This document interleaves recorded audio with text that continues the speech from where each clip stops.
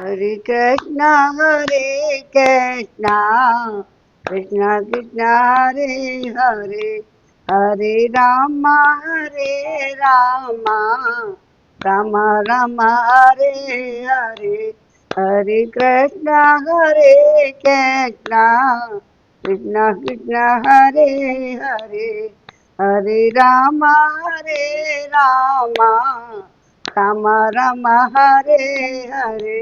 और लेंगे खबरिया रे, राम जी के चरणन में मन हो जा दीवाना रे। राम जी के चरणन में तेरी लेंगे खबरिया रे, कहूँ दिन पल भर में। हरे कृष्णा कृष्णा कृष्णा हरे हरे, श्रीमन नारायण नारायण हरि हरि, भजमन नारायण नारायण हरि हरि। गोविंद मेरो है, गोपाल मेरो है, कृपा के बिहारी नंद लाल मेरो है। वहाँ के बिहारी जय हो तुम्हारी, जय हो तुम्हारी लाला, जय हो तुम्हारी। श्रीमन नारायण नारायण हरि हरि। अब हम आज पांचवा अध्याय करेंगे। पिछले अध्याय चार में गर्ग संहिता का श्री वृंदावन खंड के बत्तासुर का मोक्ष नामक चौथा अध्याय पूरा हुआ है। अब बकासुर का उद्धार होगा। आज श्री नारद जी कहते हैं कि एकदाचार्यन बतुतान तरामू, बाल कही हरि यमुना निकटे प्राप्तम बकम दैत्यम ददर्श। नारद जी कहते हैं एक दिन बलराम तथा ग्वाल वालों के साथ बछड़े चराते हुए श्री हरि ने यमुना के निकट आए हुए बकासुर को देखा। वह श्वेत पर्वत के समान ऊंचा दिखाई देता था। बड़ी बड़ी टांगें और मेघ गर्जन के समान ध्वनि उसे देखते ही ग्वालवाल डर के मारे भागने लगी और उसकी चोंच वज्र के समान तीखी थी। उसने आते ही श्री हरि को अपना ग्रास बना लिया। यह देख सब ग्वाल वाल रोने लगे। रोते रोते वे निष्प्राण से हो गए। उस समय हाहाकार करते हुए सब देवता वहां आ पहुंचे। इंद्र ने तत्काल वज्र चलाकर उस महान बकासुर पर प्रहार किया। वज्र की चोट से बकासुर धरती पर गिर पड़ा, किंतु मरा नहीं। वह फिर उठकर खड़ा हो गया। तब ब्रह्मा जी ने भी कुपित होकर उसे ब्रह्मदंड से मारा। उस आघात से गिरकर वह असुर 2 घड़ी तक मूर्छित पड़ा रहा। फिर अपने शरीर को कपाता हुआ जमाई लेकर वह बड़े वेग से उठ खड़ा हुआ। उसकी मृत्यु नहीं हुई। वह बलवान दैत्य मेघ के समान गर्जना करने लगा। इसी समय त्रिनेत्रधारी भगवान शंकर ने उस महान असुर पर त्रिशूल से प्रहार किया। उस प्रहार से दैत्य की एक पंख कट गई, तो भी वह महाभयंकर असुर मर नहीं सका। तदंतर वायुदेव ने बकासुर पर वायव्यास्त्र चलाया। उससे वह कुछ ऊपर की ओर उठ गया, परंतु पुनः अपने स्थान पर आकर खड़ा हो गया। इसके बाद यम ने सामने आकर उस पर यमदंड से प्रहार किया, परंतु प्रचंड पराक्रमी बकासुर की वो दंड से भी मृत्यु नहीं हुई। यमराज का वह दंड भी टूट गया, किंतु बकासुर को कोई क्षति नहीं पहुंची। इतने में ही प्रचंड किरणों वाले चंड चंड पराक्रमी सूर्यदेव उसके सामने आए। उन्होंने धनुष हाथ में लेकर बकासुर को 100 बाण मारे। वे तीखे बाण उसकी पांख में धस गए, फिर भी वह मर नहीं सका। तब कुबेर ने तीखी तलवार से उसके ऊपर चोट की। इससे उसकी दूसरी पांख भी कट गई, किंतु वह दैत्य पुंग व मृत्यु को नहीं प्राप्त हुआ। तदंतर सोम देवता ने भी उस पर महाबक पर निरहार न्यारास्त्र का प्रयोग किया। उसके प्रहार से शीत पीड़ित हो बकासुर मूर्छित तो हो गया, किंतु मरा नहीं। ये सारे देवताओं ने सबने अधमरा कर दिया, लेकिन मरा नहीं। फिर उठकर खड़ा हो गया। अब तो अग्नि देवता ने उसे महाबक पर आग्नेयास्त्र से प्रहार किया, इससे उसके रोए जल गए, परंतु उस महादुष्ट दैत्य की मृत्यु नहीं हुई। तत्पश्चात जल के स्वामी वरुण ने उसको पास से बांधकर धरती पर घसीटा। घसीटने से हुए महापापी असुर छत विछत तो हो गया, किंतु मरा नहीं। बकासुर कितना ताकतवर था। तदंतर वेगशालिनी भद्रकाली ने आकर उस पर गदा से प्रहार किया। गदा के प्रहार से मूर्छित हो गए वो बकासुर अत्यंत वेदना के कारण सुध-बुध खो बैठा। उसके मस्तक पर चोट पहुंची थी, तथापि वह अपने शरीर को कपाता हुआ फड़फड़ाता हुआ फिर उठकर खड़ा हो गया। वह महादुष्ट दैत्य धीरता पूर्वक सम्रांगण में स्थित हो मेघों की भांति गर्जना करने लगा। तथा शक्तिधर शक्ति में तस्महि चेप तत्पर तव कृपादो भग्नो अनुकूले मृत पक्षुणावर। उस समय शक्तिधारी स्कंद ने बड़ी उतावली के साथ उसके ऊपर अपनी शक्ति चलाई। उसके प्रहार से हुए पक्षी प्रवर असुर को एक टांग टूट गई, किंतु वह मर न सका। सबने अधमरा कर लिए, कुछ कैसे मार दिया, कितने कर दिया, पर लेकिन मरने में नहीं आ रहा है। तदंतर विद्युत की गड़गड़ाहट के समान गर्जना करते हुए उस दैत्य ने सहसा क्रोधपूर्वक दावा किया और अपनी तीखी चोंच से मार मार कर सब देवताओं को खदेड़ दिया। आकाश में आगे आगे देवता भाग रहे थे और पीछे से बकासुर उन्हें खदेड़ रहा था। इसके बाद वह दैत्य पुनः वहीं लौट आया। समस्त दिंग मंडल को अपने सिंहनाद से निनादित करने लगा। उस समय समस्त देव ऋषियों महेश तथा द्विजों ने श्री नंद नंदन को शीघ्र सफल आशीर्वाद प्रदान किया।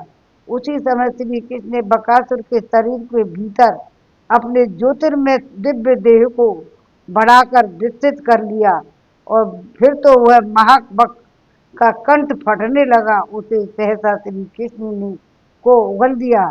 फिर तीखी चोट से श्री कृष्ण को पकड़ने के लिए जब के पास आया, वह श्री कृष्ण ने झपट कर उसकी पूंछ पकड़ ली और उसे पृथ्वी पर दे मारा, किंतु वह पुनः उठकर चोंच फैलाए उनके सामने खड़ा हो गया। तब श्री कृष्ण ने दोनों हाथों से उसकी दोनों चोंच पकड़ ली और जैसे हाथी किसी वृक्ष की शाखा को चीर डाले उसी तरह विदीर्ण कर दिया। भगवान जय श्री कृष्ण। उस समय मृत्यु को प्राप्त हुए दैत्य को देह से एक ज्योति निकली और श्री कृष्ण में ही समा गई। फिर तो देवता जय जयकार करते हुए दिव्य पुष्पों की वर्षा करने लगे। वह समस्त ग्वालवाल आश्चर्यचकित हो सब ओर से आकर श्री कृष्ण से निपट गए और बोले, सके आज तो तुम मौत के मुख से कुशल पूर्वक निकल आए। इस प्रकार बकासुर को मारने के पश्चात बछड़ों को आगे करके श्री कृष्ण बलराम और ग्वाल वालों के साथ गीत गाते हुए शेषराज भवन में लौट आए।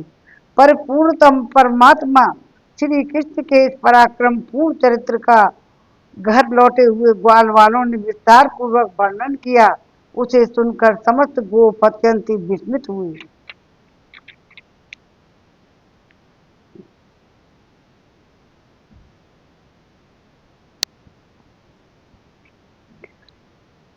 यह बकासुर पूर्व काल में कौन था, किस कारण से इसकी बगुले का शरीर प्राप्त हुआ और वह पूर्ण ब्रह्म सर्वेश्वर श्री कृष्ण के लीन हुआ, यह कितने सौभाग्य की बात है। श्री नारद जी ने कहा, हे नरेश्वर, हम हैग्रीव नामक दैत्य के एक पुत्र था, उत्कर नाम से प्रसिद्ध हुआ।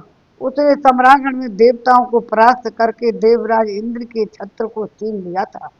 वह महाबली दैत्य ने और भी बहुत सी मनुष्यों तथा नरेशों को राज्य संपत्ति का अपहरण करके 100 वर्षों तक सर्वभय संपन्न राज्य का उपभोग किया। 100 वर्ष तक एक दिन उधर उधर विचरता हुआ दैत्य उत्कल गंगा और सागर संगम पर सिद्ध मुनि जाजली की पर्णशाला के समीप गया। वहाँ पानी में बंसी डालकर बारंबार मछलियों को पकड़ने लगा। यद्यपि मुनि ने मना किया, तथापि दुर्बुद्धि ने उनकी बात नहीं मानी। मुनि श्रेष्ठ जाजली सिद्ध महात्मा थे। उन्होंने उत्कल की ताप को देते हुए कहा, दुर्मते, तू बगुले की भांति मछली पकड़ता और खाता है, इसलिए बगुला ही हो जा। फिर क्या था, उत्कल उसी क्षण बगुले के रूप में परिणत हो गया। तेज और भ्रष्ट हो जाने के कारण उसका सारा गर्व गल गया। उसने हाथ जोड़कर मुनि को प्रणाम किया और उनके दोनों चरण पकड़कर मैं पढ़कर कहा।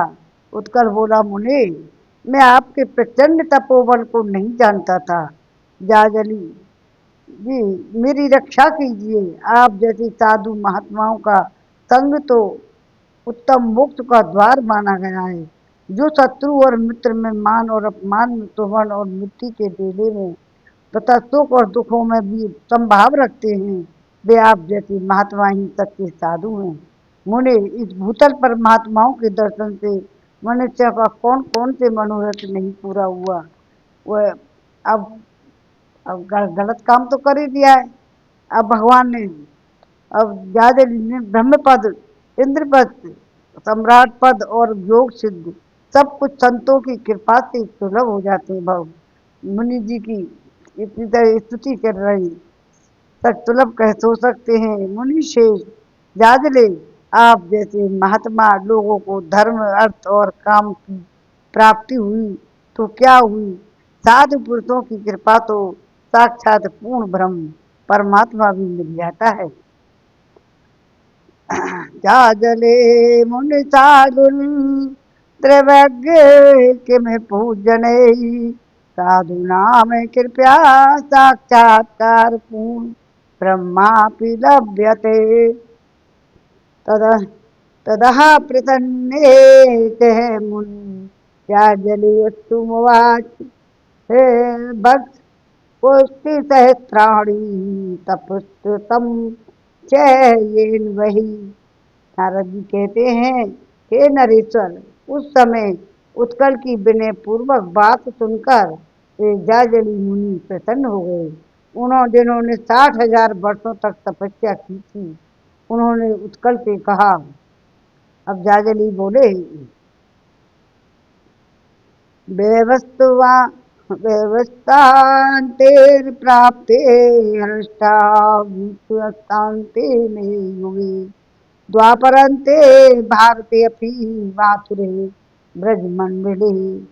राजेंद्र बोले, व्यवस्थ मनवंतर प्राप्त होने पर जब 28वें द्वापर का अंतिम समय बीतता होगा, उस समय भारतवर्ष के माथुर जनपद में, मतलब मथुरा में स्थित ब्रजमंडल के भीतर साक्षात परिपूर्णतम भगवान श्री कृष्ण वृंदावन में गौवत्स चराते हुए विचरेंगे। उन्हीं दिनों तुम भगवान श्री कृष्ण में लीन हो जाओगे, इसमें संशय नहीं है। ऋणाक्ष आदि दैत्य भगवान के प्रति बैर भाव रखने पर भी उनके परम पद को प्राप्त हो गए हैं। श्री नारद जी कहते हैं, इस प्रकार बकासुर के रूप में परिणत हुआ उत्कल दैत्य जाजली के वरदान से भगवान श्री कृष्ण में लय हो गया, लय हुआ प्राप्त हुआ, और संतों के संग से क्या नहीं सुलभ हो सकता। जय राम, जय श्री राम। और 5वां अध्याय पूरा हुआ। गर्ग संहिता में वृंदावन खंड के अंतर्गत बकासुर मोक्ष नामक 5वां अध्याय पूरा हुआ। जय राम, जय श्री राम, जय श्री कृष्ण, जय हरे कृष्ण हरे मुरारी, हे नाथ नारायण वासुदेवा, श्रीमन नारायण नारायण नारायण, भजमन नारायण नारायण नारायण, श्रीमन नारायण नारायण हरि हरि, श्रीमन नारायण नारायण हरि हरि। आज 500 साल बाद भगवान राम का 22 जनवरी को साल पहले राम मंदिर का स्थापना हो चुकी है। लेकिन आज झंडारोहण ध्वजारोहण हुआ है आज। जय राम जी की जय, श्री राम का। इसलिए एक राम का भजन गा लीजिए। मेरे राम सहारा बन जाओ, मेरे रोम रोम में रम जाओ। मेरे राम सहारा बन जाओ, मेरे रोम रोम में रम जाओ। इस संसार में कोई नहीं अपना, देखा जग का झूठा सपना। हरि आप हमारे बन जाओ, मेरे रोम रोम में रम जाओ। मेरे राम सहारा बन जाओ, मेरे रोम रोम में रम जाओ। मेरी नैया डगमग डोले, मेरी नैया डगमग डोले। लिखे भंवर में खाए तिकोले, लिखे भंवर में खाए तिकोले। हरि आप किनारा बन जाओ, मेरे रोम रोम में रम जाओ। हरि आप किनारा बन जाओ, मेरे रोम रोम में रम जाओ। मेरे हम सहारा बन जाओ, मेरे रोम रोम में रम जाओ। मेरे मन के भीतर घोर अंधेरा, मेरे तन के भीतर घोर अंधेरा। तन भी तेरा मन भी तेरा, तन भी तेरा मन भी तेरा। हरि आप ज्ञान की ज्योत जला जाओ, मेरे रोम रोम में रम जाओ। हरि ज्ञान की ज्योत जला जाओ, मेरे रोम रोम में रम जाओ। मेरे राम सहारा बन जाओ, मेरे रोम रोम में रम जाओ। मेरे तन के भीतर घोर अंधेरा, मन के भीतर घोर अंधेरा। हरि ज्ञान की ज्योत जला जाओ, मेरे राम रोम में रम जाओ। हरिया जाओ, हरिया जाओ, मेरी नैया पार लगा जाओ। मेरे राम सहारा बन जाओ, मेरी नई बेड़ा पार लगा जाओ। मेरे राम सहारा बन जाओ। राम ऐसा कोई काम नहीं है भगवान पर काम नहीं मालूम हो और नहीं कर सके। अंतर्यामी है भगवान, तो मन के सबके मन की जानन हारे। 500 साल में भगवान का राम का मंदिर तैयार हुआ और आज ध्वजारोहण हुआ है। आज बहुत उत्सुकता है देश में, बहुत जोर, बड़ा आनंद आया है। अब बस वो दूर नहीं, हिंदू राष्ट्र बनने में देश के। जब छठा अध्याय अघासुर का उद्धार और उसके पूर्व जन्म का परिचय।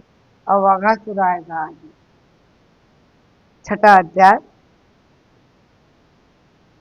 श्री नारद जी कहते हैं, राजन, एक दिन ग्वाल वालों के साथ बछड़े चराते हुए श्री हरि कालंदी के निकट किसी रमणीय स्थान पर बालूजद खेल खेलते हुए खेलने लगे। उसी समय अघासुर नामक महान दैत्य एक कोस लंबा शरीर धारण करके भीषण मुख को फैलाई वह मार्ग में स्थित हो गया। दूर से ऐसा जान पड़ता था मानो कोई पर्वत खड़ा हो। वृंदावन में उसे देखकर सब ग्वाल वाल ताली बजाते हुए बछड़ों के साथ उसके मुंह में घुस गई। उन सबकी रक्षा के लिए बाल बलराम सहित श्री कृष्ण भी अघासुर के मुख में प्रविष्ट हो गए। उस सर्प रूपधारी असुर ने जब बछड़ों और बाल वालों को निगल लिया, तब देवताओं में हाहाकार मच गया, किंतु दैत्यों के मन में हर्ष ही हुआ। उस समय श्री कृष्ण ने अघासुर के उदर में अपने विराट स्वरूप को बढ़ाना आरंभ किया। इससे अवरुद्ध हुए अघासुर के प्राण उसका मस्तक फोड़कर बाहर निकल गए। मिथिलेश्वर मिथिलेश्वर और फिर बालकों और बछड़ों के साथ श्री कृष्ण अघासुर के मुख से बाहर निकले तो बछड़े और बालक मर गए थे। उन्हें माधव ने अपनी कृपा दृष्टि देखकर जीवित कर दिया। अघासुर की जीवन ज्योति श्याम घन में विद्युत की भांति श्री घनश्याम में विलीन हो गई। राजन, उसी समय देवताओं ने पुष्प वर्षा की। देव ऋषि नारद के मुख से यह वृतांत सुनकर मिथिलेश्वर बाहुवृत्त ने कहा, हे प्रभु। राजा बोले, हे देव ऋषि, यह दैत्य पूर्व काल में ये कौन था जो इस प्रकार भगवान श्री कृष्ण में विलीन हुआ। अहो, कितने आश्चर्य की बात है। ये दैत्य बैर बांधने के कारण शीघ्र से हरि को प्राप्त हुआ। श्री नारद जी कहते हैं, हे राजन, शंकासुर शंखासुर के एक पुत्र था जो अघ नाम से विख्यात था। महाबली यह युवावस्था में अत्यंत सुंदर होने के कारण साक्षात दूसरे कामदेव सा जान पड़ता था। एक दिन मलयाचल पर्वत पर जाते ही अष्टावक्र मुनि को देखकर अघासुर जोर जोर से हंसने लगा और बोला, यह कैसा कुरूप है। उस महादुष्ट को पाप देते हुए मुनि ने कहा, दुर्मते, तू सर्प हो जा, क्योंकि भूमंडल पर सर्पों की भी जाति कुरूप और कुटिल गति से चलने वाली होती है। जो ही वह उसने यह सुना, उस दैत्य का सारा अभिमान गल गया और दीन भाव से मुनि के चरणों में गिर पड़ा। उसे इस अवस्था में देखकर मुनि प्रसन्न हो गए और पुनः उसे वर देते हुए बोले। अष्टावक्र ने कहा, करोड़ों कंदर्पों से भी अधिक लावण्यशाली भगवान श्री कृष्ण जब तुम्हारे उदर में प्रवेश करेंगे, तब उस संतर्प रूप से तुम्हारा छुटकारा मिल जाएगा। जय राम, जय श्री राम। छठा अध्याय पूरा हुआ। अब सातवां पढ़ेंगे। हरे राम राम राम हरे हरे, हरे कृष्णा हरे कृष्णा, कृष्णा कृष्णा हरे हरे, सब दिन लेंगे खबरिया रे।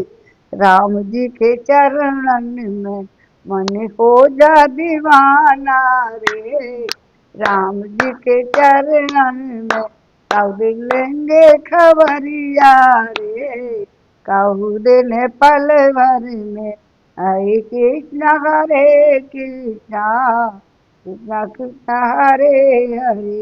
गोविंद मेरो है, गोपाल मेरो है, कृपा के बिहारी नंदलाल मेरो है। अब सातवां अध्याय ब्रह्मा जी के द्वारा गौओं और गौवत्सों एवं गौ बालकों का हरण। अब ब्रह्मा जी को भी ये हो गया, ये गोपी है। ब्रह्मा जी ने परीक्षा लेने आई। श्री नारद जी कहते हैं, राजन, अब भगवान श्री कृष्ण की अन्य लीला सुनिए। यह लीला उनके बालकाल की है, तथापि उनकी वो गंडा अवस्था की प्राप्ति के बाद प्रकाशित हुई। श्री कृष्ण गौवत्स एवं गोप बालकों को मृत्यु के समान भयंकर अघासुर के मुख में से रक्षा करने के उपरांत उनका आनंद बढ़ाने की इच्छा से यमुना तट पर जाकर बोले, प्रिय सखाओ, आहा, यह कोमल वास्तुका में तट बहुत ही सुंदर है। शरद ऋतु में खिले हुए कमलों की शराब से पूर्ण है। शीतल मंद और सुगंधित त्रिविध वायु से सुरभित है। यह तटभूमि भवनों की गुंजार से युक्त और कुंज और लताओं से भी सुशोभित है। बालकों को दिन का यह पहर बीत गया। भोजन का समय भी हो गया, अतएव इस स्थान पर बैठकर भोजन कर लो। कोमल बालुकावली वाली ये भूमि भोजन करने के लिए उपयुक्त दी गई है। बछड़े भी यहाँ जल पीकर हरी हरी घास करते हुए रहेंगे। वो बालकों ने श्री कृष्ण की ये बात सुनकर ऐसा ही हो, और ये सब के सब भोजन करने के लिए यमुना तट पर बैठ गई। इसके उपरांत जिनके पास भोजन सामग्री नहीं थी, उन बालकों ने श्री कृष्ण के कान में दीन वाणी से कहा, हम लोगों के पास भोजन के लिए कुछ नहीं है, हम लोग क्या करें? नंदगाम यहाँ से बहुत दूर है, अतः हम लोग बछड़ों को लेकर चले जाते हैं। यह सुनकर श्री कृष्ण बोले, प्रिय सखाओ, शोक मत करो, मैं सबको पूर्वक आग्रह के साथ भोजन कराऊंगा, इसलिए तुम सब मेरी बात पर भरोसा करके निश्चिंत हो जाओ। श्री कृष्ण की उक्ति सुनकर वे लोग उनके निकट ही बैठ गए। अन्य बालक अपने अपने छींकों को खोलकर श्री कृष्ण के साथ भोजन करने लगे। श्री कृष्ण ने गोप बालकों के साथ, जिनकी उनके सामने भीड़ लगी हुई थी, एक राजसभा का आयोजन किया। समस्त गोप बालक उनको घेर कर बैठ गए। ये लोग अनेक रंगों के वस्त्र पहने हुए थे, और श्री कृष्ण पीला वस्त्र धारण करके उनके बीच में बैठ गए। विधेय उस समय गोप बालकों से घिरे हुए श्री कृष्ण की शोभा देवताओं से घिरे हुए देवराज इंद्र के समान, अथवा पंखुड़ियों से घिरी हुई स्वर्णिम कमल की कर्णिका केसर युक्त भीतरी भाग के समान हो रही थी। कोई बालक कुसुमों, कोई अंकुरों, कोई पल्लवों, कोई रथपत्तों, कोई फलों, कोई के अपने हाथों, तो कोई पत्थरों, कोई छींकों को ही पात्र बनाकर भोजन करने लगे। उनमें से एक बालक ने शीघ्रता से कौर उठाकर श्री कृष्ण के मुख में दे दिया। श्री कृष्ण ने भी उस ग्रास का भोग लगाकर सबको ही ओर देखते हुए कहा, भैया, अन्य बालकों को अपनी अपनी स्वादिष्ट सामग्री चखाओ, मैं स्वाद के बारे में नहीं जानता। बालकों ने ऐसा ही हो कहकर अनान ने बालकों को भोजन के ग्रास के ग्रास ले जाकर दिए। देवी उन ग्रासों को खाकर एक दूसरे की हंसी करते हुए उसी प्रकार बोल उठे। सुबल ने पुनः हरि के मुख में ग्रास दिया, परंतु श्री कृष्ण उस कौर में से थोड़ा सा खाकर हंसने लगा। इस प्रकार जिसने कौर खाया वे सभी जोर से हंसने हंसने लगी। बालक बोले, नंद नंदन सुनो, जिसके नाना मूर्ख हैं, उसको भोजन का ज्ञान नहीं रहता, इसलिए तुमको स्वाद प्राप्त नहीं हुआ। इसके उपरांत श्री दामान ने माधव को और अन्य बालकों को भोजन के ग्रास दिए। ब्रज बालकों ने उसको उत्तम बताकर उसकी बहुत प्रशंसा की। इसके बाद बरु बरूथप नाम के एक बालक ने पुनः श्री कृष्ण को एवं अन्य बालकों को आग्रह पूर्वक खोर दिए। श्री कृष्ण आदि वे सभी लोग थोड़ा थोड़ा खाकर हंसने लगे। बालकों ने कहा, यह भी सुबल के ग्रास जैसा ही है, हम सभी उसे खाकर उद्विग्न हुए हैं। इस प्रकार सभी ने अपने अपने ग्रास चखाए, और सभी परस्पर हंसने हंसाने लगे और खेलने लगे। कट वस्त्र में बेड़ू, बगल में भुकुटी एवं तीन बाएं हाथ में भोजन का कौर, अंगुलियों के बीच में फल और माथे पर मुकुट, कंधे पर पीला दुपट्टा, गले में बनमाला, कमर में करधनी, पैरों में नूपुर, हृदय पर श्री वस्त्र तथा तुम मणि धारण किए हुए श्री कृष्ण गोप बालकों के बीच में बैठकर अपनी विनोद भरी बातों से बालकों को हंसाने लगे। इस प्रकार यज्ञ भोक्ता श्री हरि भोजन करने लगे, जिसको देवता और मनुष्य आश्चर्यचकित होकर देखते रहे।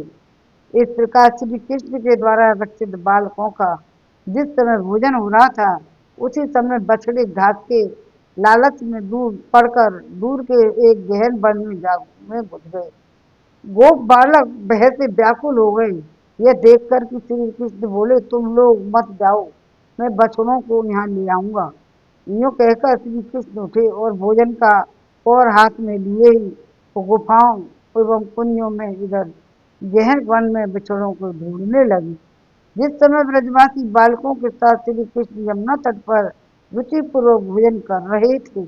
उसी समय परयोनी ब्रह्मा जी अघासुर की मुक्ति देखकर उसी स्थान पर पहुंच गए। जहाँ इस दृश्य को देखकर ब्रह्मा जी मन ही मन कहने लगे, ये तो देवादिदेव श्री हरि नहीं है, अपितु कोई गोप कुमार है। यदि यह श्री हरि होते तो गोप बालकों के साथ इतने अपवित्र अन्न का भोजन कैसे करते हैं। राजन ब्रह्मा जी परमात्मा की माया से मोहित होकर इस प्रकार बोल गए। उन्होंने उनकी भगवान की मनो महिमा को जानने का निश्चय किया। ब्रह्मा जी स्वयं आकाश में अवस्थित थे। इसके उपरांत अघासुर उद्धार की लीला के दर्शन से चकित होकर समस्त गाय बछड़ों और गो बालकों का हरण करके वे अंतर्धान हो गए। जय राम, जय श्री राम, जय श्री कृष्ण, हरे कृष्ण हरे राम। और 7वां अध्याय पूरा हुआ। और गो ब्रह्मा जी के द्वारा गऊ और गोवत्सों और गो बालकों का हरण नामक 7वां अध्याय पूरा हुआ। अब 8वां अध्याय। श्रीमन नारायण नारायण हरि हरि, भजमन नारायण नारायण हरि हरि। 8वां अध्याय। ब्रह्मा जी के द्वारा श्री कृष्ण के सर्वव्यापी विश्वात्मा स्वरूप का दर्शन। श्री नारद जी कहते हैं, श्री कृष्ण गोवत्सों की इना पाकर यमुना किनारे आए, और परंतु वहां गो बालक भी नहीं दिखाई दिए। बछड़ों और वत्स पालों और दोनों को ढूंढते समय उनके मन में आया कि यह तो ब्रह्मा जी का कार्य है। तदंतर अखिल अखिल विश्वना विधायक श्री कृष्ण ने गाय और गोपियों को आनंद देने के लिए की लीला से ही अपने आप को 2 भागों में विभक्त कर लिया। वे स्वयं एक भाग में रहे, दूसरे भाग में समस्त बछड़े और गोवत्सों को सृष्टि की। उन लोगों को जैसे शरीर, हाथ पैर आदि थे, जैसी लाठी सींग आदि जैसे थे स्वभाव और गुण थे, वैसे आभूषण और वैसे वस्त्रादि भगवान श्री हरि ने अपने श्री विग्रह से ठीक वैसी ही दृष्टि उत्पन्न करके प्रत्यक्ष दिखला दिया कि वह अखिल विश्व विष्णु में है। श्री कृष्ण के खेल में ही आप स्वरूप गो बालकों के द्वारा आप स्वरूप गो बच्चों को चराया। ये ब्रह्मा जी ने इतनी गलती की थी, उनको दूसरा जन्म में बहुत कष्ट पाने पड़े। दूसरा जन्म दिया, जो माँ बाप भी मर जाते हैं, जब जब उनका उद्धार होता है। और आज इसकी बहुत लंबी कथा है ये। भक्त भक्तिवम भक्तमाला में तो ये ब्रह्मा जी को दूसरा जन्म देना पड़ा है। तो कहानी है इनकी लंबी, तो उनको जन्म देना पड़ा। बहुत बिना नेत्रों के, आंख बंद मिल रही हैं, आंखों को खोलने तो बाद में ऋषियों ने उनका उद्धार किया ब्रह्मा जी का, जब उनको ज्ञात हुआ अपने आप को मैं कौन हूँ। श्री कृष्ण खेल ही खेल में आज स्वरूप गो बालकों के द्वारा आज स्वरूप गौ बस्तों को चराया, और सूर्यास्त होने पर उनके साथ नंदालय में पधारे। वे बछड़ों को अपने अपने गोष्ठों में अलग अलग ले गए। स्वयं उन गोप बालकों के वेश में अन्यान्य दिनों की भांति उनके घरों में प्रवेश किया। भगवान श्री कृष्ण ने ब्रह्मा जी को श्राप दिया था, इसलिए दूसरे जन्म में ब्रह्मा जी पृथ्वी पर जन्म लेना पड़ा। गोपियां वंश ध्वनि सुनकर आदर के साथ शीघ्रता से उठी और अपने बालकों को प्यार से दूध पिलाने लगी। गाय भी अपने अपने बछड़ों को निकट आया देखकर रमाती हुई उनके चाटने और दूध पिलाने लगी। आहा, गोपियां और गाय श्री हरि की माता बन गई।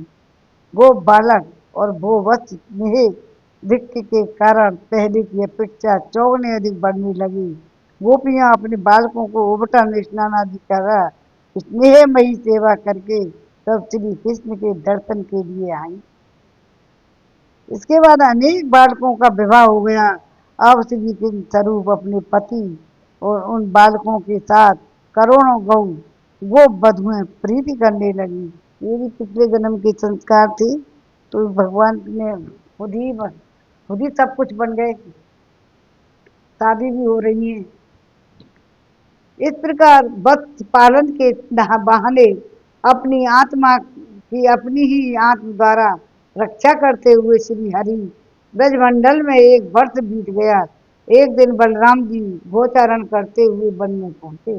उस समय तक ब्रह्मा जी द्वारा वत्सों और वत्सपालों का हरण हुए एक वर्ष पूर्ण होने को केवल 5-6 दिन रात्रियां शेष रही थी। उस वन में स्थित पहाड़ की चोटी पर गाय चर रही थी। दूर से बछड़ों को घास चरते देख वे उनके निकट आ गई उनको चाटने तथा उन्हें अमृत तुल्य दूध पिलाने लगी। राजन, गोपों ने देखा कि गाय बछड़ों को दूध पिलाकर स्नेह के कारण गोवर्धन की तलहटी में ही रुक गई हैं। तब वे अत्यंत क्रोध में भरकर पहाड़ से नीचे उतरे और अपने बालकों को दंड देने के लिए शीघ्रता से वहां पहुंचे। परंतु निकट पहुंचते ही स्नेह के वशीभूत होकर गोपों ने अपनी बालकों को गोद में उठा लिया। युवक अथवा वृद्ध सभी के नेत्रों में स्नेह के आंसू आ गए। वे अपने पुत्र पौत्रों के साथ मिलकर वहां बैठ गए।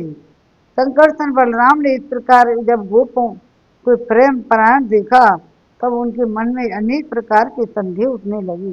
उन्होंने मनी मन कहा, हाँ, प्राय एक वर्ष से ब्रज में क्या हो गया है वह मेरी समझ में नहीं आ रहा है। दिन प्रतिदिन सबके हृदयों का स्नेह अधिकाधिक बढ़ता जा रहा है। क्या यह देवताओं, गंधर्वों और राक्षसों की माया है? अब मैं समझता हूँ कि यह मुझे मोहित करने वाली कृष्ण की माया से भिन्न और कुछ नहीं है। इस प्रकार विचार करके बलराम जी ने अपने नेत्र बंद कर लिए और दिव्य चक्षु से भूत भविष्य तथा वर्तमान को देखा।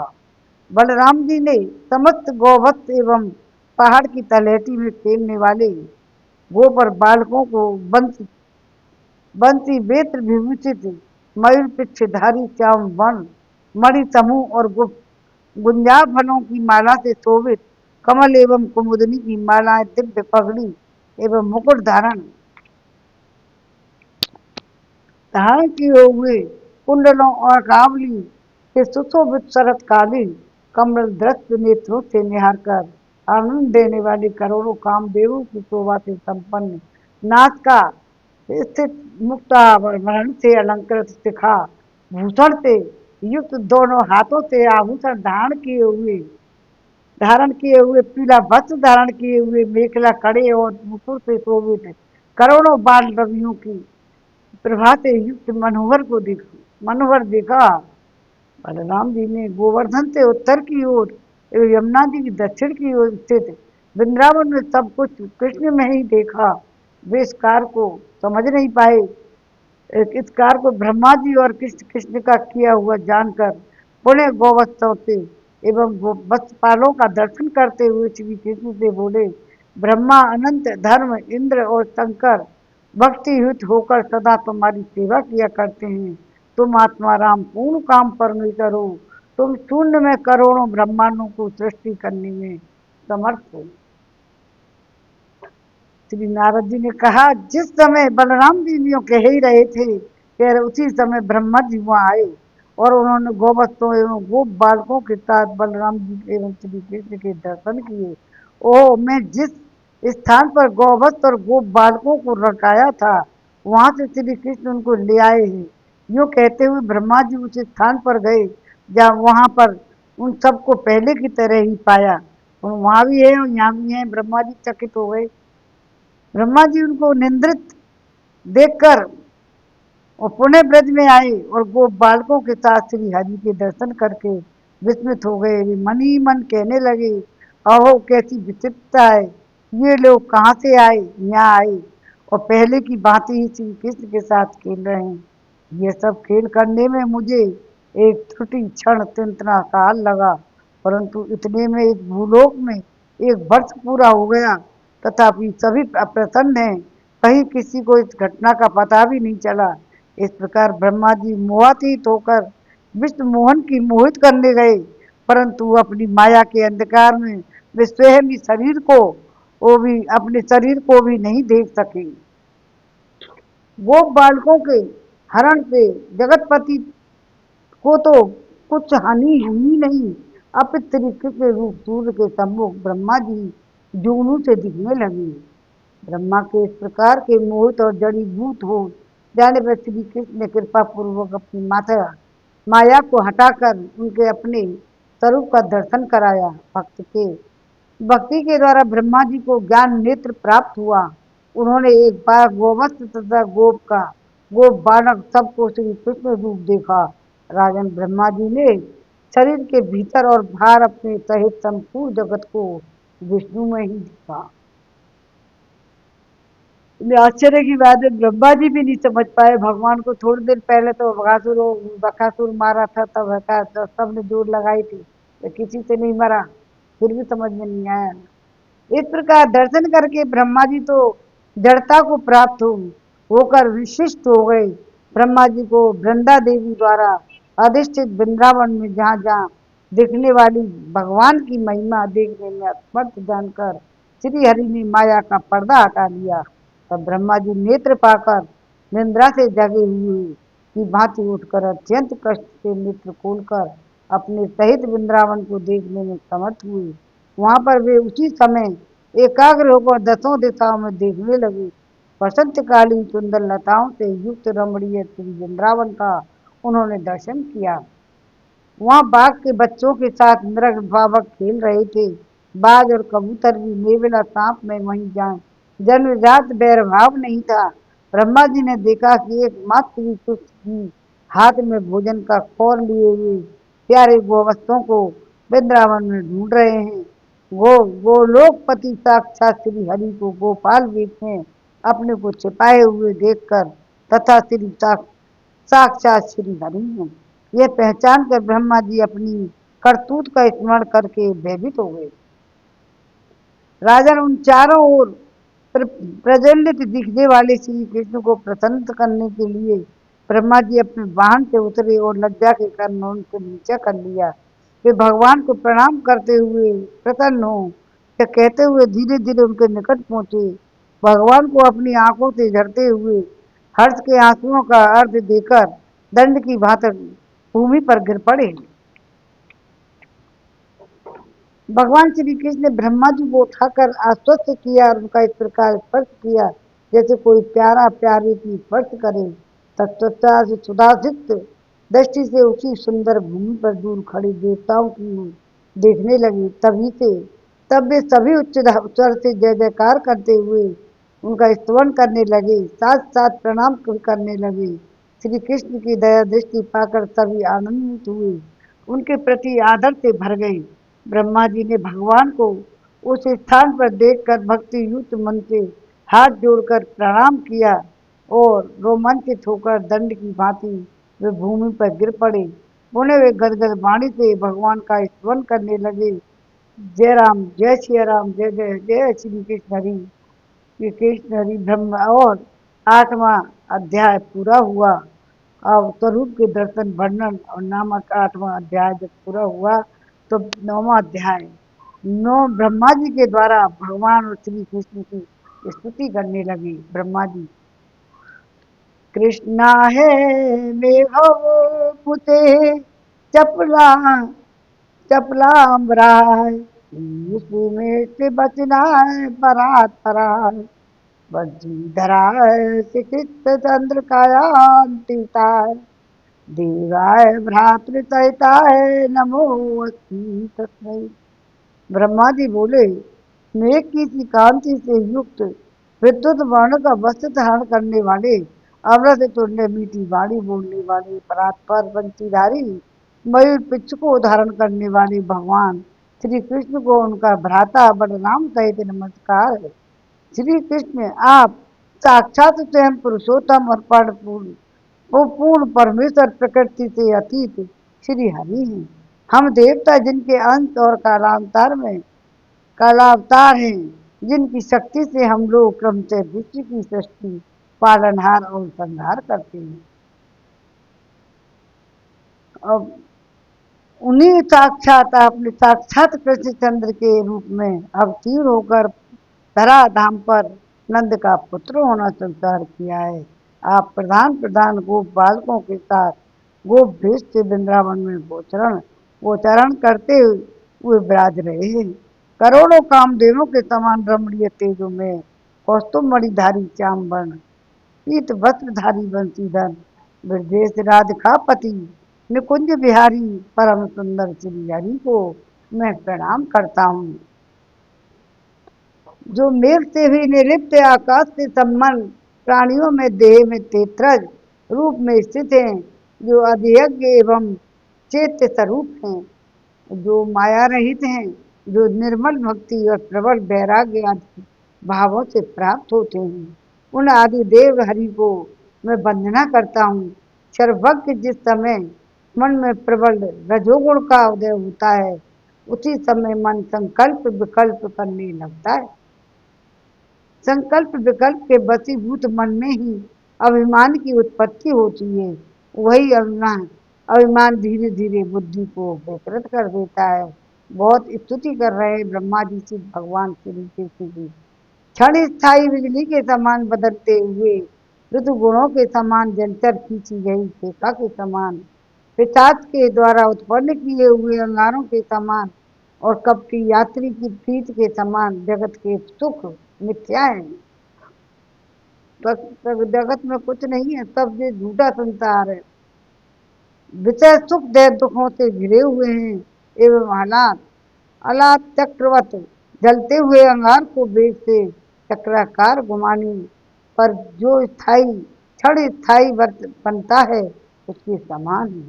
जैसे वृक्ष न चलते हुए भी जल के चलने के कारण चलते हुए से दिखते हैं, नेत्रों को वेग से घुमाने पर अचल पृथ्वी भी चलती हुई सी दिखती है। हे कृष्ण, उसी प्रकार प्रकृति से उत्पन्न गुणों के बस में होकर भ्रांत जीव उस प्रकृति जन्य सुख को सत्य मान लेता है। कितनी अच्छी बात कही है। सुख एवं दुख मन से उत्पन्न होते हैं। सुख और दुख अपने मन से उत्पन्न होते हैं। निंद्रावस्था में वे लुप्त हो जाते हैं और जागने पर पुनः उनका अनुभव होने लगता है। जिनको हम इस प्रकार प्रविवेक प्राप्त है, उनके लिए जगत निरंतर स्वप्नावस्था के समान है, के भ्रम के समान ही है। ज्ञानी पुरुष ममता और अभिमान का त्याग करके सदा वैराग्य की प्रीत करने वाली तो शांत होते हैं। जैसे एक दिए से सैकड़ों दिए उत्पन्न होते हैं, वैसे ही एक परमात्मा से सब कुछ उत्पन्न हुआ है। ऐसी तात्विक दृष्टि उनकी रहती है। भक्त निर्धूम अग्नि शिखा की भांति गुण मुक्त एवं आत्मनिष्ठ होकर हृदय में ब्रह्मा के भी स्वामी भगवान वासुदेव का भजन करते हैं। जिस प्रकार हम एक ही चंद्रबिंब को अनेकों घड़ों के जल में देखते हैं, उसी प्रकार आत्मा के एकत्व का दर्शन करके श्रेष्ठ परमहंस भी कृतार्थ होते हैं। कितनी स्तुति करिए, बहुत लंबा चलेगा। निरंतर स्तवन करते रहने पर भी वे दिन के महात्म्य की सोड़ांश का भी ज्ञान नहीं प्राप्त कर सके, तब त्रिलोकी में उन श्री हरि गुणों का वर्णन भला दूसरा कौन कर सकता है। मैं 4 मुखों से देवादिदेव महादेव जी, 5 मुखों से 1000 मुखों वाले शेष जी अपने सहस्त्र मुखों से जिनकी स्तुति सेवा में करते हैं, वैकुंठवासी निवासी विष्णु, क्षीरो दसाई साक्षात हरि और धर्म सूत्र श्री नारायण ऋषि, उन गोलोकपति आपकी सेवा किया करते हैं। आहा मुरारी, आपकी महिमा धन्य है। भूतल पर इस महिमा को न मुनिगण जानते हैं न मनुष्य। सुर असुर 14 मनु भी उसे जानने में असमर्थ हैं। वे सब स्वप्न में भी आपके चरण कमलों के दर्शन पाने के में असमर्थ हैं। गुणों के सागर मुक्तिदाता परात्पर रमापति गुणे वज्रेश्वर श्रेष्ठ श्री हरि को मैं नमस्कार करता हूँ। तामूल तर राग राग रंजित सुंदर मुक्त सुशोभित मधुर भाषी पके हुए बेबे फल के समान लाल लाल अधरों वाले इसमें हाथ से युक्त कुंद कली के समान शुभ्र दंत पक्षी से जगमगाते हुए नील गलकों से आवृत कपोलों वाले मनोहर कांति तथा झूलते हुए स्वर्ण कुंडलों से मंडित श्री कृष्ण की मैं वंदना करता हूँ। आपका परम सुंदर रूप मन मथ के मन को भी हरने वाला है। मेरे नेत्रों में सर्वदा मकर कुंडलधारी श्याम कलेयर श्री कृष्ण के उस रूप का प्रकाश होता रहे, जिनकी लीला वैकुंठ लीला की अपेक्षा श्रेष्ठ है, जिनके परम श्रेष्ठ मनोहर रूप को देवगण भी नमस्कार करते हैं। उन गोप लीलाकारी गोलोकनाथ को मैं मस्तक नवाकर प्रणाम करता हूँ। वसंतकालीन सुंदर कंठ वाले कोकलादि पक्षियों से युक्त सुगंधित नवीन पल्लव युक्त वृक्षों से अलंकृत सुधा के समान शीतल धीर मंद पवन की पीड़ा से सुशोभित वृंदावन में विचरण करने वाले श्री कृष्ण की जय हो।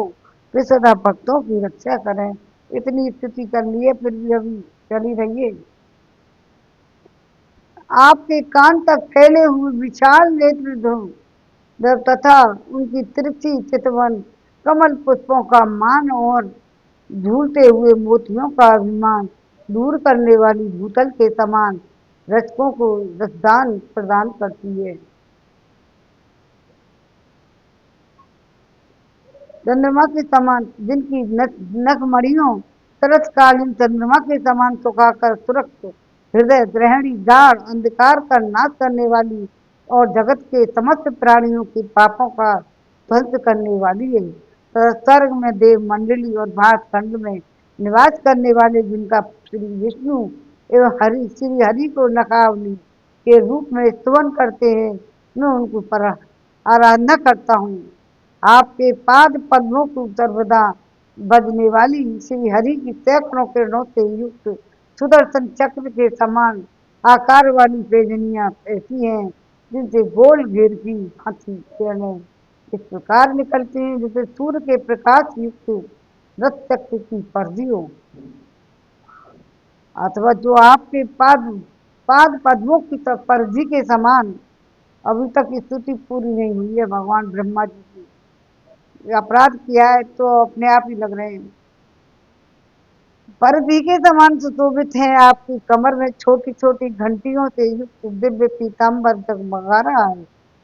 मैं अखिलेश कर्मा भगवान श्री कृष्ण आपके उस मनोहर रूप की आराधना करता हूँ। एक साथ तक परेशान किया था ब्रह्मा जी ने ग्वाल वाल कृष्ण को, तो जिनके कान की मान कसौटी सदृश एवं भ्रग पद अंकित विशाल वक्ष स्थल पर लक्ष्मी विलास करती है, जिनके गले में स्वर्णमणि एवं मोतियों की लड़ियों से युक्त तथा तारों के समान झिलमिल प्रकाश करने वाली तथा ब्रह्मों की धनी से युक्त हीरो के हार हैं, जो सिंदूर वर्ण की सुंदर अंगुलियों से बंसी बजा रहे हैं, जिनकी अंगुलियों में सोने की अंगूठियां सुशोभित हैं, जिनके दोनों हाथ ब्रजों को दान देने वाली चंद्रमा के समान नखों से युक्त एवं कामदेव के वन के कदम के पुष्पों की सुगंध से सुवासित हैं। कितना आनंद आ रहा है। जिनकी मंद गति राजहंस की भांति है, जिनके कंधे गले तक ऊंचे उठे हुए हैं, इतनी बड़ी स्थिति किसी ने नहीं की जो ब्रह्मा जी ने कही। श्री हरि की मेघमाला का वर्णन करने वाली मनोहर काकुल का मैं स्मरण करता हूँ, जो स्वच्छ दर्पण की भांति निर्मल सुखद नव यौवन की कांति से युक्त मनुष्यों के रक्षक मणिकुंडलों एवं सुंदर घुंघराले बालों से सुशोभित हैं। श्री हरि के सूर्य और चंद्रमा की भांति प्रभा से युक्त उन दोनों कपोलों का मैं स्मरण करता हूँ,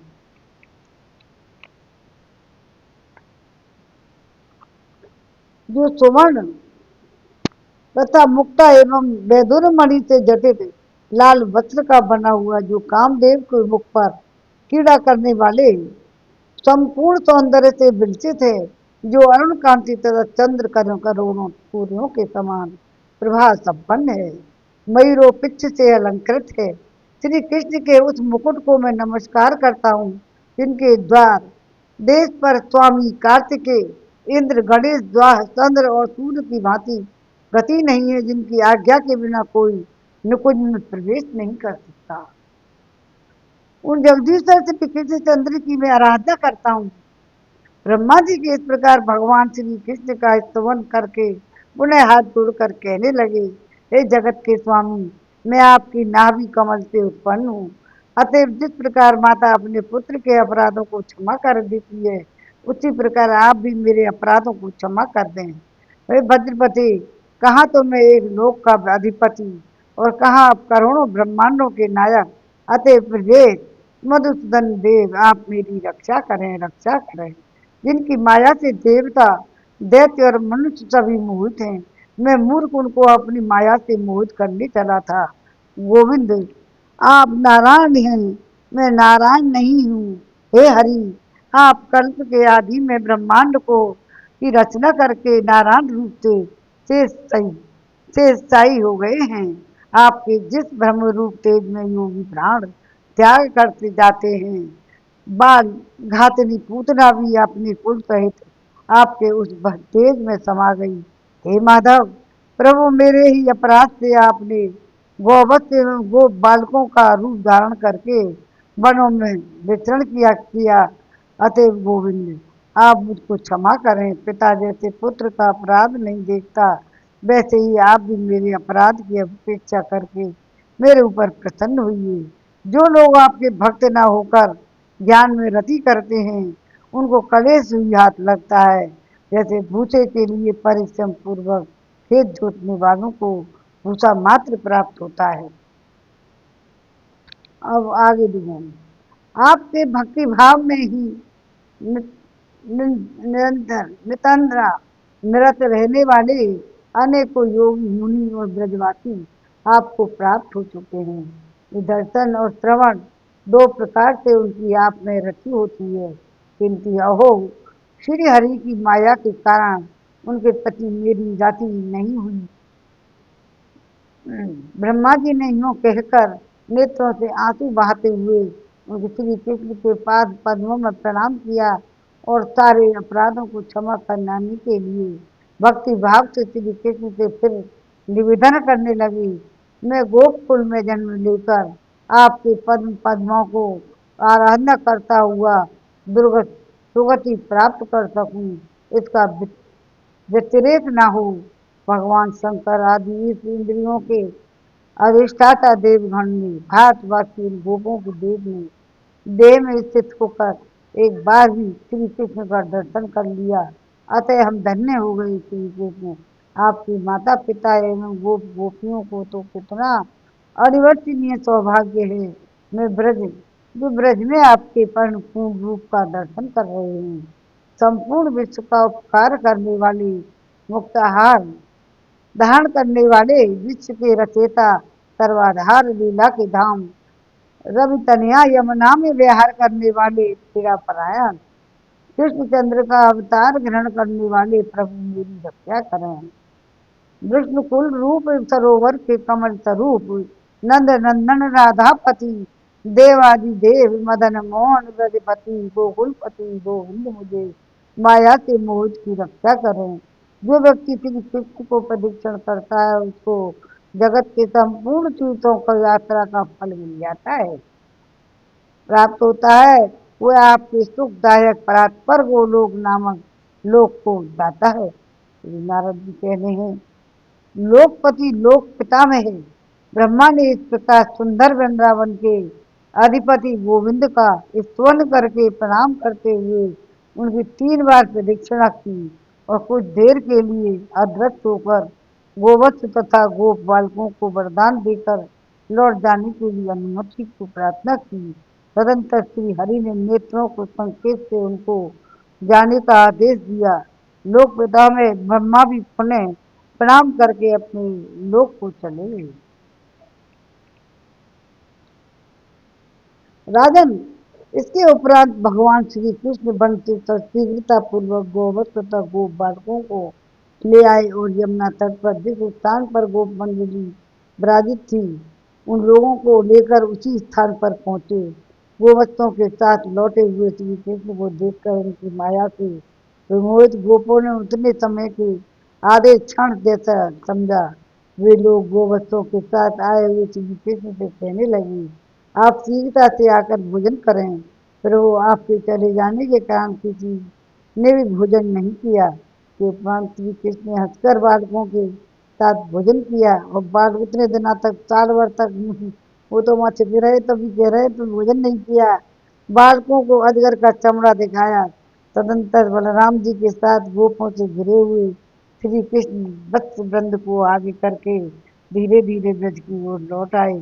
सफेद चितकबरे, पीले, लाल, धूम्र, हरे आदि अनेक रंग स्वभाव वाले गोवत्सों को आगे करके धीरे धीरे सुखद वन में गोष्ठ में लौटते हुए गोप मंडलों के बीच में स्थित नंदनंदन की मैं वंदना करता हूँ राजन।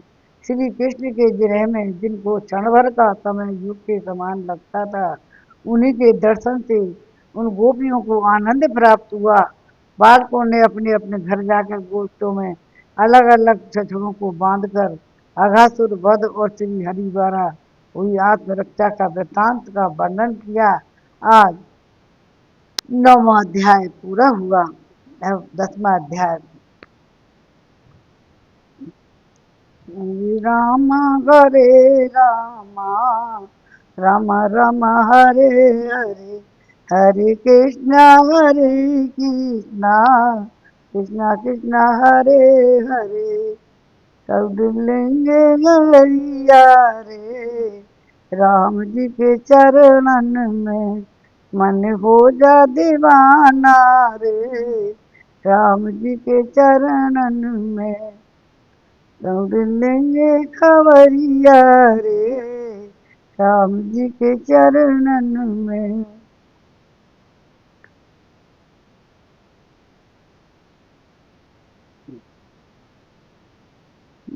अब छोटा सा भजन है, अभी चल रहे भगवान तो 10 मिनट। मत जइयो कृष्ण मथुरा में, तेरो मामा गणो बैरी है। मत जइयो कृष्ण मथुरा में, तेरो मामा कंस बड़ा बैरी है। माता देवकी ने जन्म दिया है, यशोदा ने लाड़ी लड़ाया है। माता देवकी ने जन्म दिया है, यशोदा ने लाड़ी लड़ाया है। बालपन में तूने मिट्टी खाई, तूने मुंह में जगत दिखाया। मत गयो कृष्ण मथुरा में, तेरा मामा कंस बड़ा बैरी है। पीपल नीचे मुरली बजावे, पीपल नीचे मुरली बजाए, सारे गली दौड़ी दौड़ी आवे, सारी गऊ दौड़ी दौड़ी आवे रे। पीपल नीचे मुरली बजावे, सारी गऊ दौड़ी दौड़ी आए रे। यम मत जइयो कृष्ण मथुरा में, तेरो मामा कंस बड़ो बैरी रे। यमुना में तूने नाग को नचाया, धरती का भार उतारा है। यमुना में तूने नाग को नचाया, धरती का भार उतारा है। मत जइयो का कृष्ण मथुरा में, तेरो मामा कंस बड़ा बैरी है। अरज यही है चरणों में, हमको रखियो अपने चरणों में। मत जइयो कृष्ण मथुरा में, तेरो मामा कंस तेरो बैरी है। जय श्री कृष्ण। और उधर की तरफ नहीं जाए, मथुरा की तरफ। ये कंस तो रोजाना भीग रहा है, कभी अगासुर, कभी बकासुर, कभी बक्तासुर, कभी तो दुनिया भर के भगवान को मारने के उपाय सोचता है। और आगे 10वें अध्याय में यशोदा जी की चिंता, नंद द्वारा आश्वासन, ब्राह्मणों को विविध प्रकार के दान देना, श्री बलराम तथा श्री कृष्ण का गोचारण।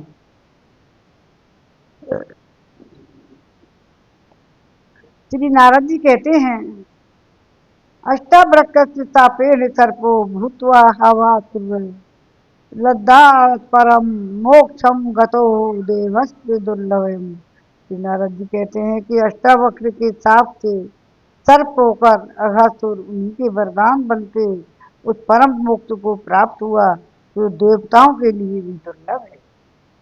और बत्सासुर, बकासुर, फिर अघासुर के मुख से श्री कृष्ण किसी तरह बच गए हैं। कुछ ही दिनों में उनके ऊपर ये सारे संकट आए हैं।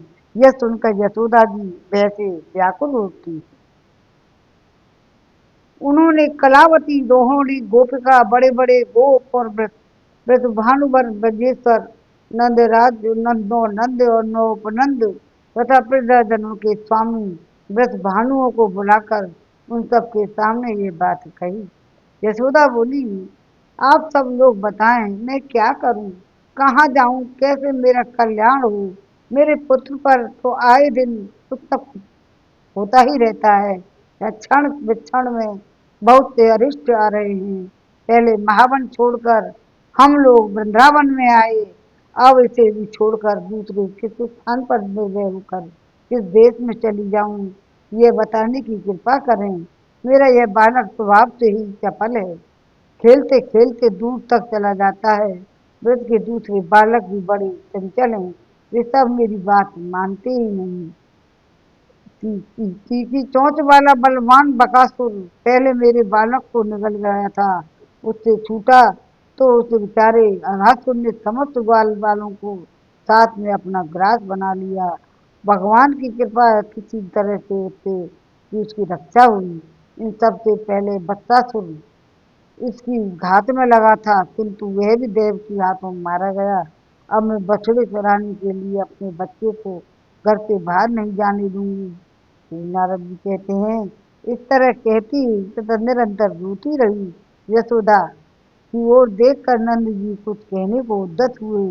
पहले तो धर्म और अर्थ की ज्ञाता धर्मात्माओं में श्रेष्ठ नंद ने गर्ग जी से वचनों को याद दिलाकर उन्हें धीरज बढ़ाया। फिर इस प्रकार कहा।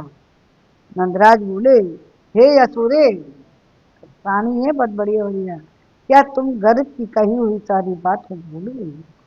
ब्राह्मणों की कही हुई बात सदा सत्य होती है, वह कभी असत्य नहीं होती। इसलिए समस्त अरिष्टों का निवारण करने के लिए तुम्हें दान करते रहना चाहिए। दान से बढ़कर कल्याणकारी पुत्र न तो पहले हुआ है और न आगे होगा ही।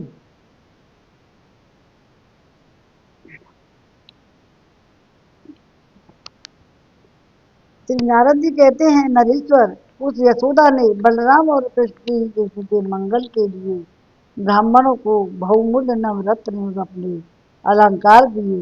नंदिनी ने उस समय 10,000 बैल, 1 लाख मनोहर गाय तथा 2 लाख बाहर अन्नदान दिए।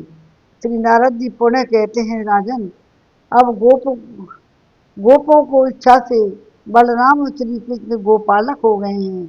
अपने गोपाल मित्रों के साथ गाय चराते हुए वे दोनों भाई वन में विचरण करने लगे। उस समय श्री कृष्ण और बलराम का सुंदर मुंह निहारती हुई गौएं उनके आगे पीछे और अगल बगल चलती रहती हैं। उनके गले में क्षुद्र घंटी घंटिकाओं की माला पहनाई गई। सोने की मालाएं भी उनके पंथ की शोभा बढ़ाती थी। उनके पैरों में घुंघरू बंधी थे। उनकी पूंछ के स्वच्छ बालों में लगे हुए गौर पंख मोतियों के गुच्छे शोभा दे रहे थे। वे घंटों और अनुग्रहों की मधुर झंकार की फैलाती हुई इधर उधर चढ़ती थी। चमकते हुए नूतन रत्नों की मालाओं को, अब बोर तो नहीं हो गए, पढ़ते रहो सुनते रहो, धीरे धीरे आराम से सुन लो, मोबाइल में सुन लेना नहीं तो। उन समस्त गौओं का बड़ी शोभा होती है। राजन, उन गौओं के दोनों सींगों के बीच में सिर पर क्या मणिमय अलंकार धारण किए गए थे, जिनसे उनकी मनोहरता बढ़ी रही थी। स्वर्ण रश्मियों के प्रभाव से उनके सींग पार्श्व प्रवेष्टन पीठ पर झूल रहे चमकते रहते थे। कुछ गौओं के तो भाग में किंचित रक्त वर्ण के तिलक लगे हुए थे। उनकी पूंछें पीले रंग से रंगी गई थी और पैरों के खुर अरुण राग से रंजित थे। बहुत सी गौएं गौओं में ही भगवान कृष्ण का निवास होता है। और अब ये गौ माता क्यों पूजी जाती है, ये इसीलिए पूजी जाती है। बहुत सी गौएं कैलाश पर्वत के समान श्वेत वर्ण वाली सुशीला स्वरूपा तथा अत्यंत गुणों से संपन्न थी। हे मिथिलेश्वर, बछड़े वाली गौएं अपने स्तनों से बाहर से धीरे धीरे चलती थी। कितनों के धन थन घड़ों के बराबर थे। बहुत सी गऊएं तो लाल रंग की थी, जो सबकी सब भव्य मूर्ति दिखाई देती। सारी गऊएं वो लोग से आई है, और कोई सभी देवी देवता ही हैं। कोई गऊओं के रूप में, कोई ग्वालों के रूप में, कोई बछड़ों के रूप में, कोई पीली, कोई पेटकबरी, कोई श्यामा, कोई हरी, कोई तांबे के समान रंग वाली, कोई धूमिल वर्ण की, कोई मेघों की घटा जैसी नीली थी। उन सब के नेत्र घनश्याम श्री कृष्ण की ओर ही लगे रहते थे। किन्हीं गौओं और के बैलों के सींग छोटे, किन्हीं के बड़े, किन्हीं के ऊंचे थे। कितनों के सींग हिरणों के समान थे, कितनों के टेढ़े मेढ़े। वे सब गौएं श्री कभी गई हैं कपिला मंगल की धाम थी। वन वन में कोमल कमनी घास खोद खोद कर चरती हुई कोटि कोटि गौएं श्री कृष्ण के उभय पार्श्वों में बिचरती रहती थी। श्री यमुना जी का पुण्य मिलन पुलिन तथा उसके निकट श्याम तमालों से सुशोभित वृंदावन में नीम नीम कदम प्रवाल कटहल कदली कचनार आम मनुवर जामुन बेल पीपल और कैथ आदि वृक्ष तथा माधवी लताओं से मंडित थी। बसंत ऋतु के शुभागमन की मनोहर वृंदावन की दिव्य शोभा हो रही थी। वह देवताओं के नंदवन में बनता आनंद प्रद और सर्वोत्त भद्रवन सब ओर से मंगलकारी जान पड़ता था। उसने कुबेर के चैत्र रथ वन की शोभा का तिरस्कृत कर दिया था। वह झरनों और कंदराओं से संयुक्त रत्न धातु में श्रीमान गोवर्धन पर्वत शोभा पाता था। वहां का धन वन पार जाते हुए मंदार के वृक्षों से व्याप्त था। वह चंदन बेर कदली देवदार मरगद पलाश पाकर अशोक रीठा अर्जुन कदम पार जात पाटल चंपा के वृक्षों से सुशोभित था।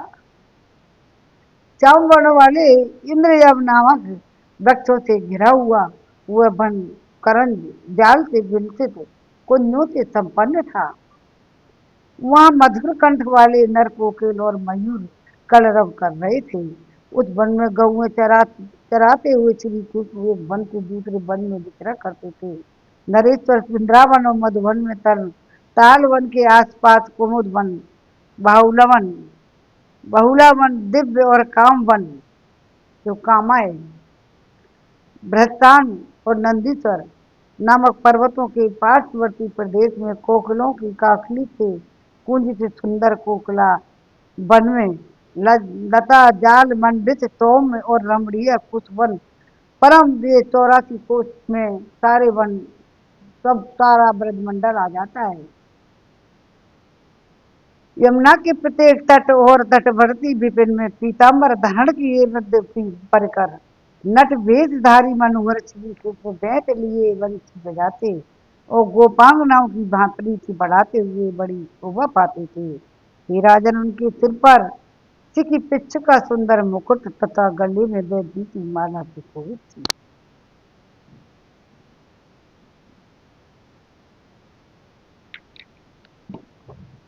संध्या के समय गोवृंद को आगे किए अनेक बाणों में बांसुरी बजाते साक्षात श्री हरि कृष्ण नंद ब्रज में आए और आकाश को गोरज से व्याप्त देख श्री बंसी वट के मार से आती हुई बंसी ध्वनि से आकुल हुई गोपियां श्याम सुंदर के दर्शन के लिए घरों से बाहर निकल आई। अपनी मानसिक पीड़ा दूर करने और उत्तम सुखों को पाने के लिए गोप सुंदरियां श्री कृष्ण दर्शन के हेतु घर से बाहर आ गई थी। उनमें श्री कृष्ण को भुला देने की शक्ति नहीं थी।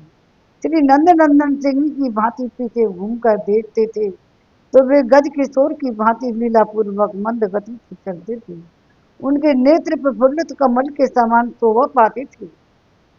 गौ समुदाय से व्याप्त संकीर्ण गलियों में मंद गति से आते हुए श्याम सुंदर को उस समय गोप बधुरियां अच्छी तरह से देख नहीं पाती थी। मिथिलेश्वर गोधूली से धूसरित उत्तम नील केश कलाप धारण किए सुवर्ण निर्मित बाजू बंद से विभूषित मुकुट मंडित तथा कान तक खींचकर वक्र भाव से दृष्टवान का प्रहार करने वाले गौरज समंगत कुंत माला से अलंकृत कानों में खोलते हुए पुष्पों की आभा से उद्दीप्त पीताम्बरधारी वेणु वादन की तथा भूतल का भूर भार हनन करने वाले प्रभु श्री कृष्ण आप सबकी रक्षा करें।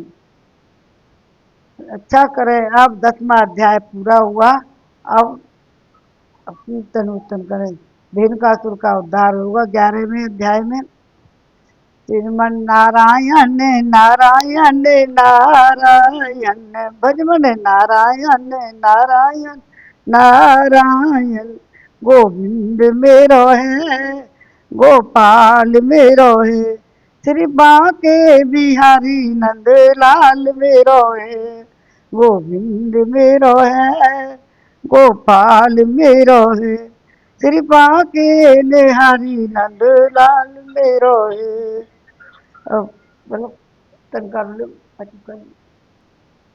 जय जय राधे कृष्ण राधे गोविंद केशव जी कल्याण गिरधरण छबीले लाल मदन मोहन श्री वृंदावन चंद्र।